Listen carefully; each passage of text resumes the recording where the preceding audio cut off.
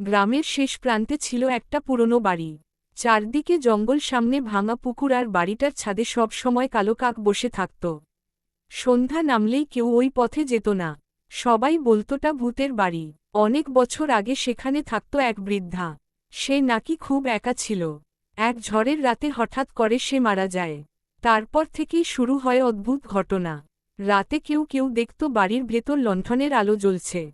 আবার কখনো শোনা যেত খটখট শব্দ, যেন কেউ হাঁটছে। কিন্তু ভেতরে ঢোকার সাহস কারো ছিল না।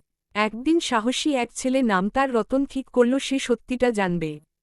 পূর্ণিমার রাতে সে হাতে লণ্ঠন নিয়ে বাড়ির ভেতরে ঢুকল। দরজা নিজে নিজেই করাত করে বন্ধ হয়ে গেল। হঠাৎ পিছন থেকে একটা কাপা কাপা আওয়াজকে ওখানে রতনের বুক ধকধক করতে লাগল। ধীরে ঘুরে দেখে সাদা শাড়ি পরা এক ছায়া মূর্তি, চোখ দুটো জ্বলজ্বল করছে। রতন ভয়ে চিৎকার না করে বলল, তুমি কে? ভূতটা দীর্ঘশ্বাস ফেলে বলল, আমি এই বাড়ির মানুষ ছিলাম, কেউ আমার কথা শোনেনি। রতন বুঝল এটা ভয়ঙ্কর ভূত নয়, কেবল একা একটা আত্মা। সে গ্রামের লোকদের সব কথা বলল। পরদিন সবাই মিলে বাড়িতে প্রদীপ জ্বালাল, প্রার্থনা করল। সেই রাতের পর থেকে আর কোনো আওয়াজ শোনা যায়নি। বাড়িটা আজও দাঁড়িয়ে আছে, কিন্তু আর কেউ বলে না ওটা ভূতের বাড়ি।